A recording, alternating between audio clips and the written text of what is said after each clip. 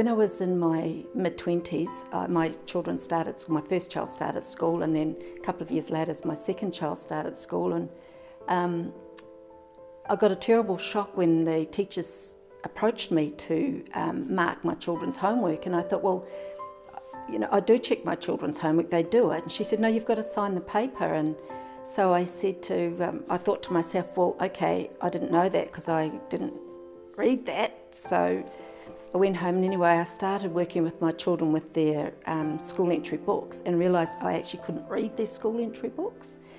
So that's when I actually realised I actually couldn't read, because prior to that it was not a problem for me because I used all the other excuses to not have to read.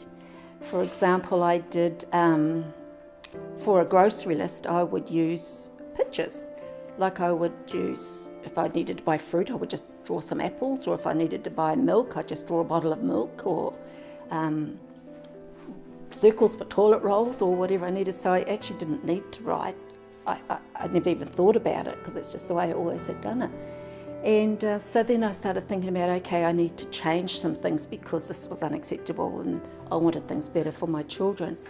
So I started learning to read by teaching my children how to read their first entry school books, and as they progressed over the next few years, I progressed with them.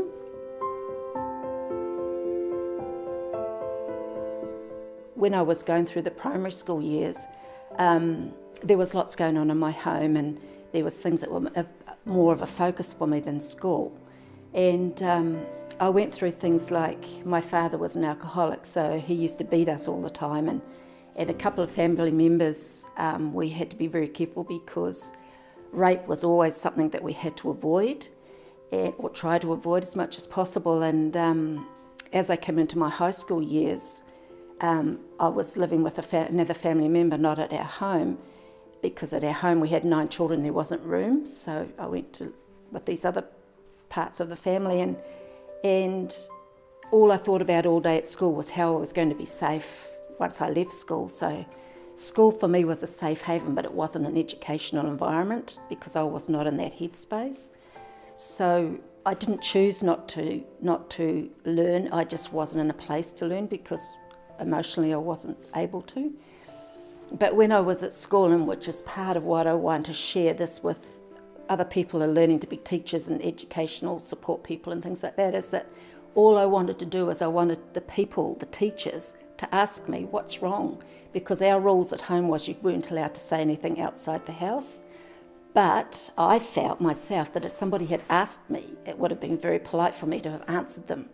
So I was waiting for a teacher to say to me, what's wrong? Or what's the issues, or whatever else, because I was really misbehaving, trying to get some attention, just for somebody to say to me, what's wrong?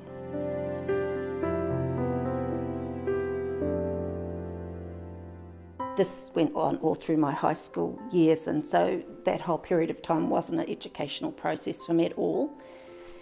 It was just a self-survival. And then as I left school and got a job, although I couldn't read or write, I could do many things which anybody who has a trouble with literacy or any particular skill knows that there's 101 ways you can do things so that people don't know you can't do it. And I'm very good at doing that. And so that's my background. And then now to bring you up to speed to where I was as an adult, I decided that there was a point in time where I wasn't going to be a victim anymore. As time went by, I keep teaching myself to read. I would get whatever material I could do. I didn't have the internet then, so I didn't do all that sort of thing. And then I got to a point where I thought, okay, well, I'm going to go to college. And I didn't even know really what college was.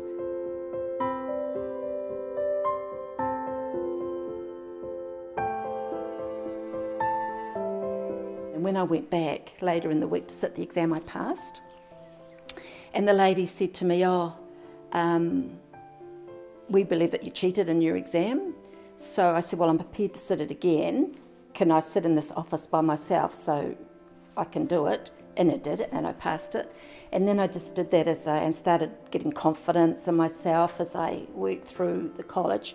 And I had to repeat stuff, sure, because I wasn't really good at it, and I had to come back and ask lots of questions of my tutor, and I had to stay behind and do extra work, and I had to resubmit quite a lot, but my tutor just knew where I was coming from and supported me in that. And then 3 years later I graduated as a trained qualified teacher, and that was awesome, and that just opened the door to so many other things. Then once I got my qualifications, being the person who I am, that wasn't enough. So I decided to, I was actually headhunted to go and open a childcare centre for another person. So I helped them set up their business, got all their rules and regulations, their national framework done, all that sort of stuff. Wrote all their policies and procedures, and got them established. Then I was headhunted by another group, so I went to them, and then I thought, okay, if I can open one for them, and if I can set up the business for this company, I can set up my own, and then I could be the boss.